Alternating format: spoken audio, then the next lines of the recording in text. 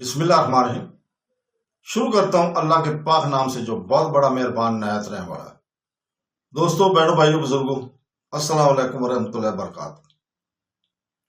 ہم اپنے اسلامی چینل تاریخ اسلام میں خوش آمدید کہتے ہیں۔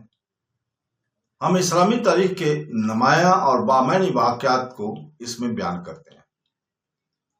اس خصوصی سیریل میں جو کہ ہم نے نئی سیریل شروع کی ہوئی ہے، amazing events of the Islamic history, ہم اس میں سیریل میں ہم آپ کے لیے پوشیدہ، حیران کن اور فکر انگیز سوالات لے کر آتے ہیں اور ان کے جوابات مستند کتابوں سے، قرآن پاک اور حدیث نبوی کے بعد مستند کتابوں سے لے کر آپ کے سامنے بیان کرتے ہیں اور بامعنی نقطہ نظر سے سمجھنے میں جو ہماری مدد کرتے ہیں۔ آج کی ہم ایپیسوڈ قسط میں ہم ایک بہت ہی انوکھا اور دلچسپ سوال کو بیان کریں گے۔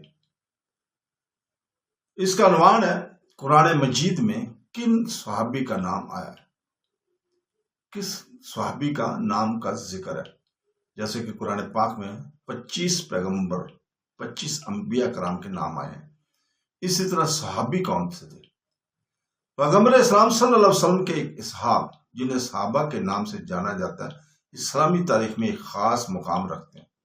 یہ وہ لوگ تھے جنہوں نے اسلام کے پیغام کو ابتدائی دور میں ہی مان لیا۔ مشکل کے وقت میں حضور پاک صلی اللہ علیہ وسلم پیغمبر کے ساتھ دیا اور حق کی خاطر اپنا سب کچھ قربان کر دیا۔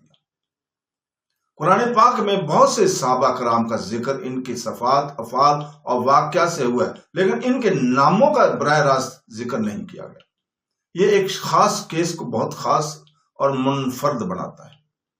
وہ واحد صحابی جن کا نام قرآن پاک میں واضح طور پر آیا، وہ زید بن حارثہ ہیں۔ یہ ایک قابل ذکر اعزاز ہے کیونکہ تمام صحابہ میں سے صرف ان کا نام قرآن پاک میں براہ راست آنا ہے۔ یہ سمجھنے کے لیے کیونکہ ہمیں ان کی زندگی اور اس سیاق و سباق کو دیکھنے کی ضرورت ہے جس میں ان کا نام قرآن پاک میں آیا۔ زید بن حارثہ رسول پاک صلی اللہ علیہ وسلم کے بہت قریبی ساتھی تھے۔ آپ صلی اللہ علیہ وسلم سے ان کا منفرد تعلق تھا۔ اسلام سے پہلے وہ اپنے خاندان سے الگ ہو چکے تھے اور بعد میں نبی کریم صلی اللہ علیہ وسلم کی دیکھ بھال میں آگئے، جنہوں نے ان کے ساتھ بہت محبت اور شفقت سے پیش آئے۔ نبی کریم صلی اللہ علیہ وسلم نے انہیں آزاد کیا اور ان سے گہری محبت کی۔ اسی قربت کی وجہ سے لوگ انہیں زید بن محمد کے نام سے بھی پکارتے تھے اور انہیں اپنا بیٹا سمجھ کر پکارتے تھے۔ تاہم اسلام بعض سماجی طریقوں کو درست کرنے کے لیے آیا ہے، بشمول نسب کے لحاظ سے اپنانے کا تصور۔ اسلام سکھاتا کہ گود لیے ہوئے بچوں کی دیکھ بھال اور ان سے محبت کرنے کی بہت زیادہ حوصلہ افزائی کی جاتی ہے، لیکن ان کے نسب کو تبدیل نہیں کیا جا سکتا اور نہ کیا جانا چاہیے۔ اس مقام پر اللہ تعالیٰ نے قرآن مجید میں آیات نازل کی جن میں واضح کیا گیا کہ گود لیے ہوئے بچوں کو ان کے حیاتیاتی باپوں کے ناموں سے پکارا جائے۔ اس تناظر میں زید بن حارثہ کا نام اس حکم کو واضح اور مستقل کرنے کے لیے قرآن پاک میں براہ راست آیا ہے۔ یہ صرف ایک شخص کے بارے میں نہیں تھا بلکہ پوری امت مسلمہ کے لیے ایک اصول قائم کرنے کا تھا۔ زید بن حارثہ سے منسلک ایک اور اہم واقعہ ان کی شادی اور اس کے بعد کا نتیجہ تھا۔ یہ واقعہ بھی غلط فہمی کو دور کرنے اور معاشرے کے لیے واضح رہنمائی قائم کرنے کے لیے الہی منصوبے کا حصہ تھا۔ ان واقعات سے ہم دیکھتے ہیں کہ قرآن پاک میں ان کے نام کا ذکر محض اعزاز ہی نہیں تھا بلکہ انسانیت کے لیے ایک عظیم حکمت اور رہنمائی کا حصہ بھی تھا۔ یہ بات بھی اہم ہے کہ اگرچہ دوسرے صحابہ کرام کا نام لے کر ذکر نہیں کیا گیا ہے، لیکن قرآن پاک میں ان کے ایمان، قربانیوں اور اخلاص کی تعریف کی گئی ہے۔ ان کا رتبہ بہت بلند ہے اور ان کی شراکت کا بہت احترام کیا جاتا ہے۔ حقیقت یہ ہے کہ صرف ایک صحابی کے نام کا ذکر قرآن پاک کی توجہ کو نمایاں کرتا ہے۔ یہ ناموں کی کتاب نہیں بلکہ ہدایات کی کتاب ہے۔ یہ انفرادی شناخت کی بجائے اسباق اصولوں اور اقتدار پر زور دیتا ہے۔ محترم ناظرین، زید بن حارثہ کی کہانی ہمیں عاجزی، فرمانبرداری اور خدائی رہنمائی کو قبول کرنے کے بارے میں زبردست سبق سکھاتی ہے۔ یہاں تک کہ جب معاشرتی رسم و رواج بدلے تو آپ نے اخلاص اور ایمان کے ساتھ اللہ تعالیٰ کے حکم کو قبول کیا۔ اس سے ان کے کردار کی مضبوطی اور سچائی سے وابستگی ظاہر ہوتی ہے۔ ایک اور اہم سبق یہ ہے کہ حقیقی عزت ناموں سے نہیں بلکہ عمل اور اخلاص سے حاصل ہوتی ہے۔